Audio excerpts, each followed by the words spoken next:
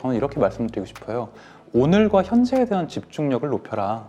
자신의 어떤 면역력, 투자 회복 단계, 회복 탄력성을 쌓아가시는 노력, 기억하고 기록하는 게 중요합니다. 복귀가 중요하죠. 근데 그거 하시는 분 아무도 없습니다. 그렇죠. 네, 정말 뻔한 내용인데 너무 목표 지향적인 도파민에 마비가 돼버리면 누구나 생각할 수 있는 객관적인 상식밖에 행동을 한단 말이에요.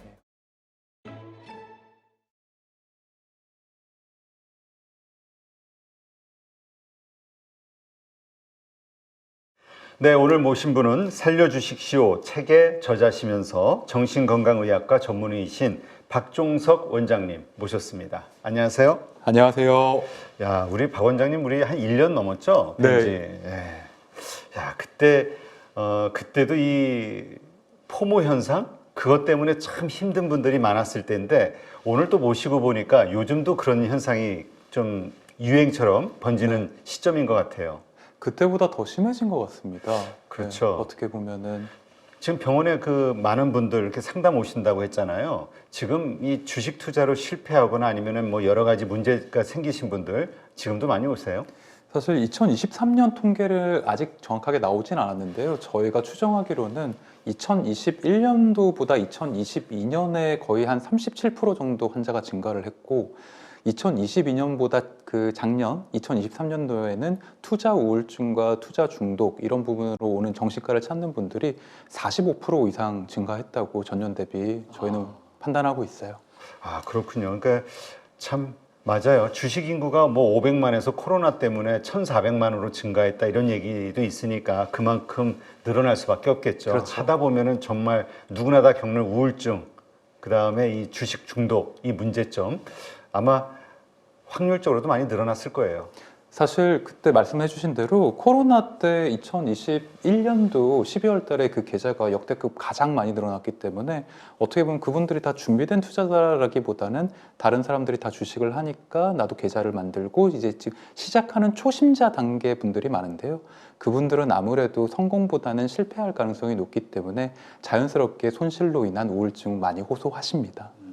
요즘은 어떤 분들이 많이 찾아오세요? 어떤 고민을 가지신 분들?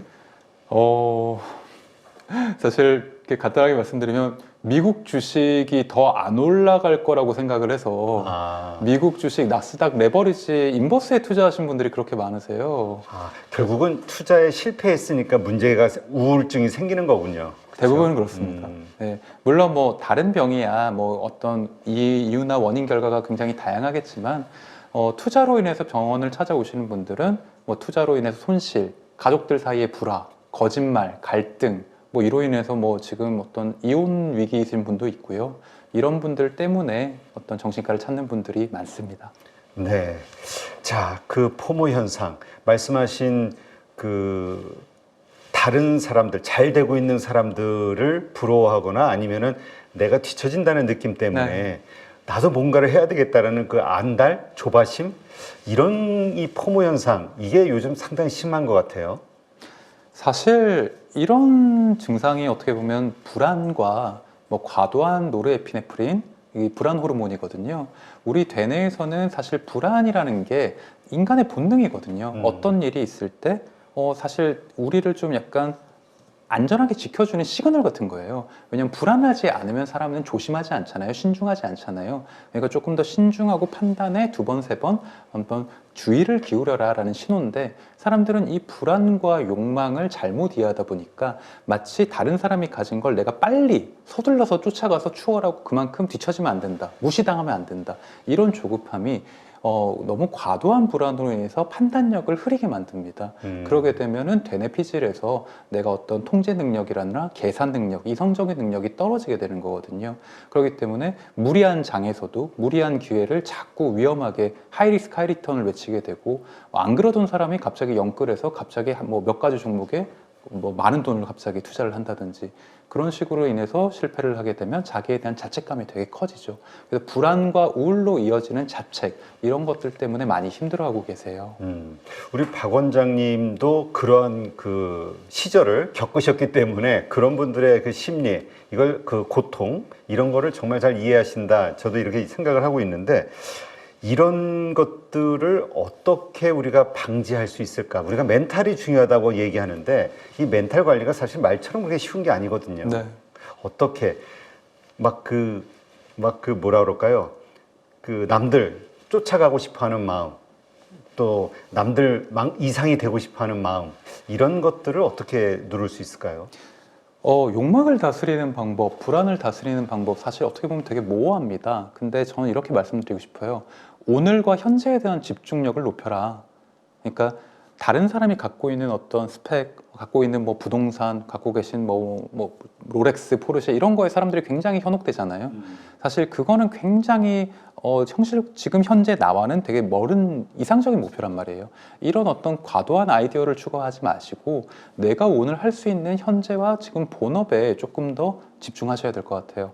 사실 사람들이 다들 유혹에 약하고 빨리 남들이 이룬 걸 빨리 이루고 싶다는 그 조급함 때문에 현실에 대한 통제력이나 집중력을 잃습니다만 사실 요새 사람들이 성인 ADHD 얘기도 많이 하세요. 사실 이게 집중력이 떨어졌다고도 많이 하시는데 이게 너무 많은 어떤 신호와 욕망 때문에 자꾸 내가 그 한 단계 한 단계 일을 철저하게 딥태스킹을 해야 될 걸 멀티태스킹을 과도하게 프레셔를 받기 때문에 내 주의력과 통제력이 무너지는 거거든요.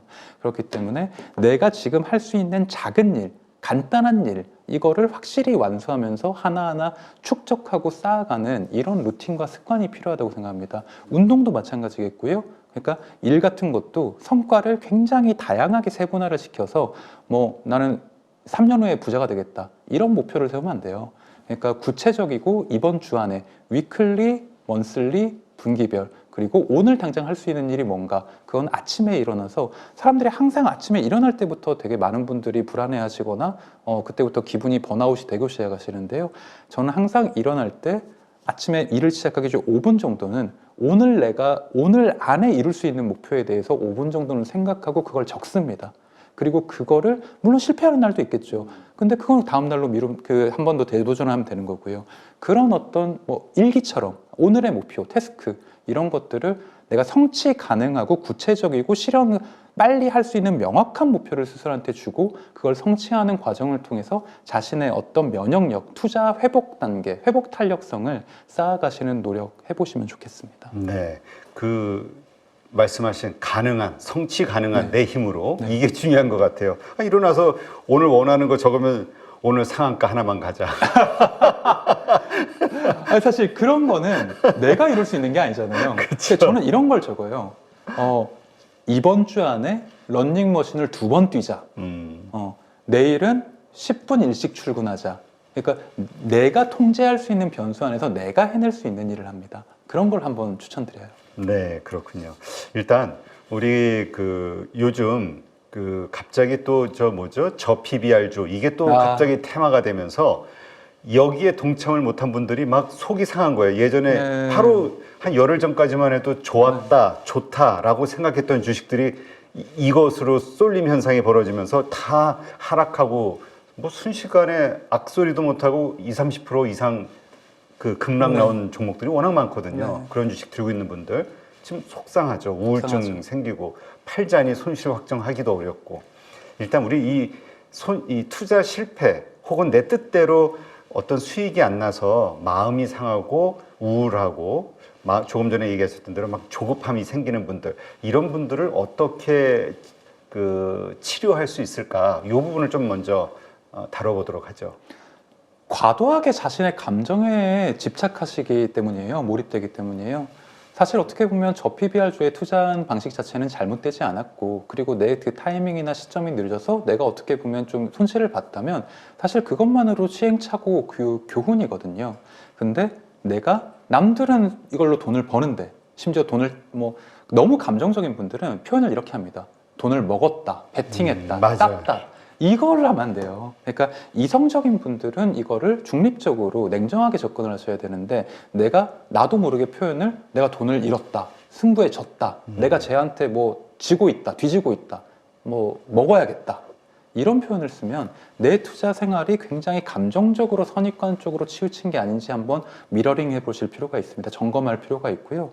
사실 감정을 배제하는 게 쉽지는 않지만 저는 뭐 항상 또 대표님께서 얘기해 주시지 수학은 어떻게 보면 이성의 그 아주 장기적인 집합체고 자신의 어떤 농사를 짓듯이 경험과 축적을 통해서 레벨을 조금씩 올려나가는 단계라고 생각을 합니다. 그렇기 때문에 이 실패에 대해서 이거를 너무 화를 내거나 분노하거나 두려워하거나 현실 부정을 하면 안 된다고 생각해요.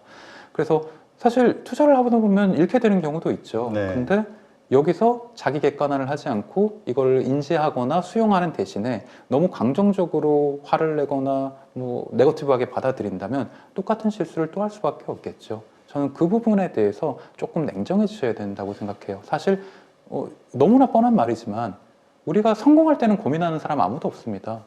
저한테 오시는 분들도 주식이 잘 될 때는 아무도 자기 반성하거나 후회하거나 돌아보지 않아요. 어떻게 보면 손실이 났을 때야말로 내가 지금 잘하고 있나? 올바른 자세와 올바른 접근법과 올바른 공부 방식으로 투자에 대해서 임하고 있을까? 이걸 돌아볼 수 있는 유일한 기회라는 거죠. 사실 어떻게 보면 작은 실패가 왔을 때 더 큰 실패를 하기 위한 이게 예방책일 수가 있고 어떻게 보면 스스로를 어떤 예방주사라고 생각하시는 분들은 이 다음번 어떤 이런 테마나 어떤 기회가 왔을 때 그 기회를 놓치지 않겠죠. 근데 이걸 너무 감정적으로 운이 나빠서 남 탓을 하면서 나한테 정보를 준 사람이 잘못됐어. 이런 식으로 인지 왜곡이 돼서 자꾸 문제의 원인을 바깥에서 찾는 분들은 다음번에도 똑같은 실수를 반복하고 그때도 감정적으로 해석할 확률이 전 높다고 생각합니다. 그렇다면 철저하게 내가 지금 만약에 손실이 났다. 그러면 그냥 속상한 것만 생각하지 말고 내가 왜 손실이 났는가, 내가 잘못한 게 무엇인가를 한번 적어보면서 반성을 하는 게 필요하다. 기억하고 기록하는 게 중요합니다. 복기가 중요하죠. 근데 그거 하시는 분 아무도 없습니다. 그렇죠. 네, 정말 뻔한 내용인데 제가 뭐 한 1년 반 전 그때도 이런 얘기 드렸을 거예요. 근데 그때 그걸 충실히 매일매일 하셨던 분이라면 이번에 이런 어떤 똑같은 실수를 안 하셨을 거라고 생각하고요. 물론 이런 얘기를 하는 저조차 스스로한테 너그러워지고 실수를 하는 경우가 있습니다. 근데 실수를 하는 횟수는 중요한 게 아니에요. 그 실수로부터 얼마나 빨리 회복하고 루틴을 다시 찾느냐, 이 회복력의 어떤 시점이 중요한 거거든요. 그래서 이번에 어떤 이런 여러 가지로 손실을 넣으신 분들은 이걸 어떻게 리밸런싱하고 포트폴리오를 새로 또 정리하고 이걸 회복하는지에 그거에만 현재에만 집중을 좀 해주시기 바랍니다. 그러면 이런 분들이 있잖아요. 내가 지금 손실을, 그러니까 너무 속상해. 근데 그러다 보니까 내가 스스로 반성하고 이게 뭔가 뒤돌아보고 나아지려고 하는 이 과정을 제끼고 일단 수익이 다시 나면 이 기분은 사라진다. 그래서 공격적으로 더 빠르게 그 수익을 올릴 수 있는 많이 오른 주식을 막 쫓아간다거나 아니면 네. 그런 좀 리스크 있는 주식들을 선택해가지고 투자하시는 분들이 있잖아요. 뭐 더 액수를 늘려가지고 한다든가 이런 것도 방법이다. 왜냐? 수익만 나면 모든 게 해결이 되니까 이런 생각하시는 분들도 있거든요. 도파민 중독 때문이죠. 어떻게 보면 문제 해결의 원인을 그런 공격적인 방법에서 찾으시는 투자자분들도 많습니다. 그리고 일부 어떻게 보면 만약에 뭐 전업 투자자분들이라면 사실 어떤 일부의 어떤 고수들한테는 그게 정답일지도 몰라요. 근데 제가 드리는 조언은 대부분 초심자들에게 향하는 것이기 때문에 이런 도파민적인 해결 방법은 절대 좋지가 않은 게 아주 큰 실패를 할 때까지 반복합니다. 그런 도파민적인 쾌감에 우리의 뇌와 보상회로가 이게 마비가 되면요. 실패에 대한 두려움을 욕망이 이겨버려요. 사람은 누구나 우리가 운전을 할 때 브레이크의 존재를 중요하게 생각을 해야 됩니다. 그렇죠. 브레이크가 있기 때문에 우리를 안전한 거거든요. 근데 안전벨트 없이 브레이크가 없는 폭주기관차를 탄다면은 사실 이게 가장 빠르죠. 가장 멋있어 보이고 정말 열정적이죠. 근데 브레이크가 풀린 폭주기관차의 결말은 모두가 예상하지 않습니까? 그러니까 이 브레이크라는 게 편도체예요. 불안을 두려워하고 신중하고 하는 이 기관인데 도파민에 중독된 사람이 반복적으로 이런 하이리스크 하이리턴의 투자 방식을 또 약간 이 배럴을 하면서 약간 시드를 늘리면서 이렇게 어떻게 보면 계속 실패를 그냥 오버랩하는 방법으로는 두려움이 마비돼요. 그러면은 아주 큰 실패를 하기 전까지는 자신의 행동에 대한 미러링이 안 된다. 이 객관적인 자기 객관화가 안 된다. 그런 경우 실패하는 경우는 굉장히 타격이 큽니다. 저도 예전에 그런 실패를 했었고요. 제가 기억하기로는 다니시던 직장, 대학병원이었나요? 거기도 그만두고 서울대병원 그만뒀죠. 서울대병원. 그 네. 좋은 직장, 네. 의사로서 좋은 직장을 그만둘 수밖에 없는 환경. 아니 진짜 지금 봐도 어이가 없는 게 내가 주식할 시간이 없기 때문에 서울대병원을 그만둬야 된다면 이게 얼마나 말도 안 되는 일이에요. 내가 본업이 정신과 의사고 내가 그렇게 원하는 꿈의 직장 서울대병원에 들어갔는데 여기에 내가 집중해서 내 가치를 높일 수 있는 방법이 얼마든지 있는데 남들이 정말 가고 싶어서 정말 너무너무 원하는 직장이지 않습니까? 그렇죠. 그거를 난 이거 안 해도 주식으로 성공할 수 있어. 아무 근거 없이. 내가 지금 전업을 하는 게 훨씬 더 내가 은퇴하는 게 빨라. 나는 의사에서 언제 돈 벌 거야? 내가 지금 주식을 해가지고 몇십억 부자가 될 수 있는 눈이 지금 그 라인이 눈에 보이는데 그 목표가 보이는데 이런 식으로 너무 목표 지향적인 도파민에 마비가 돼버리면 누구나 생각할 수 있는 객관적인 상식밖에 행동을 한단 말이에요. 그러면 아주 큰 실패를 하게 됩니다. 그러니까 지금 많은 분들이 그런 생각, 안 될 것 같으면 안 하죠. 될 것 같으니까 길이 보인다면 요거 사면 이렇게 올라갈 것 같고 요거 따라가면은 15% 20%더 오를 것 같고 이런 생각들. 이게 정보의 범람 때문이에요.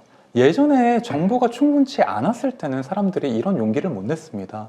근데 지금은 SNS, 카카오톡, 텔레그램이 특히 좀 문제인 것 같은데요. 유튜브, 리딩방. 그러니까 좋은 유튜브의 선한 영향력 말고 굉장히 어떻게 보면은 위험한 투자를 좀 호도하고 거기에 수수료를 받는 일부 이런 세력이 있어요. 사실 이런 것들 때문에 사람들이 이거 될 것 같은데 하는, 그리고 100명 중에 한두 명은 실제로 그걸 계좌 인증하고 이런 식으로 약간 어떤 소문, 루머에 어떤 사람은 자기가 믿고 싶은 거에 굉장히 쉽게 치우치는 성향이 있어요. 그렇죠. 내가 지금 불안할 때는 확률적으로 보면 말도 안 되는 소리를 해도 그 달콤한 어떤 유혹에 너무 쉽게 넘어간단 말이에요. 그런 경우에 이분들이 굉장히 안 하던, 내가 평소에 굉장히 절약하고 근검하고 본업에만 집중하던 사람들도 전세금을 빼서 갑자기 연끌을 한다거나 이렇게 무리한 투자를 하는 경우를 저는 몇 번 봤습니다. 근데 말씀하신 대로 아주 큰 실패를 한 분들은 정말 철저한 자기 반성 이런 게 이제 있을 수밖에 없잖아요. 그쵸. 우리 사업하는 사람도 부도 나봐야 그때서부터 자기 인생을 돌아보면서 엄청 후회하고 내가 왜 그랬을까. 근데 사소한 거는 그냥 어떻게 잘 되겠지 이렇게 넘어간단 말이에요. 그래서 지금 손실이 그냥 적당히 손실 난 분들은 그냥 다시 내가 복구하면 되지 잘 되겠지 이런 게 되는데, 이게 반대로 지금 적정하게 수익이 잘 나는 분들도 이게 자신감이 자꾸 커지다 보니까 자꾸 위험한 소위 아까 말씀하신 베팅을 하게 되는 그렇죠. 이런 분들이 늘더라고요.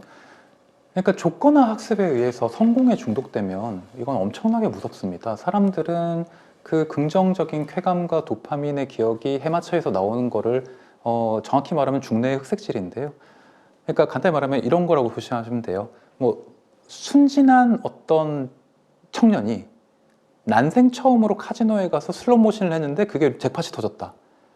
그 기억을 잊을 수 있을까요? 아마 평생 못 잊을 거예요. 그렇죠.